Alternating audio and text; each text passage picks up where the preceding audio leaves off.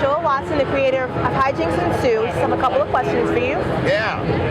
How would you describe how the culture of webcomics have changed since you began in 2007?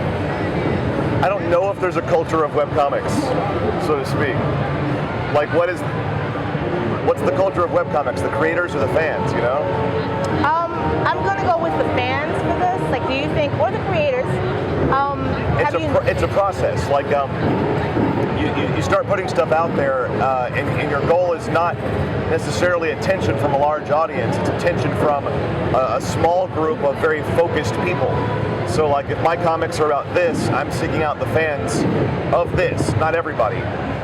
So I feel like the culture of webcomics doesn't make sense, but, like, for instance, the culture of, like, what my comic is about makes sense, you know? So my comic's about geek pop culture, and that's what I focus on, and that's who my audience is. There could be no other webcomics, and I could still cater to those people. You know what I'm saying? Get it. So it's more of a relationship between me and my audience than it is a relationship between me, every other webcomic, and all webcomics fans in general. It's more of a one-on-one personal thing between creator and niche audience. And the way that's changed, I feel like you just start nurturing your audience from the beginning, and the goal is to just bring in more like-minded people.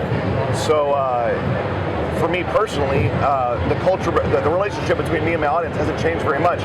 It's just gotten larger and more involved over the last 4 or 5 years. Okay. Do you think the rise of digital media will have an effect on print media in the future when it comes to webcomics? Well, I'd say webcomics are almost exclusively outside of print media, other than us self-publishing our own books in print collections. I feel like every time a print-based distributor tries to figure out webcomics, they don't understand that first part, that it's a relationship between a creator and the audience they want to reach. I don't think there's a mass appeal, save for the top 5% of comics out there or whatever, which is really like the top 3 or 4 comics. That there's not going to be a big mass appeal, and I don't think there should be.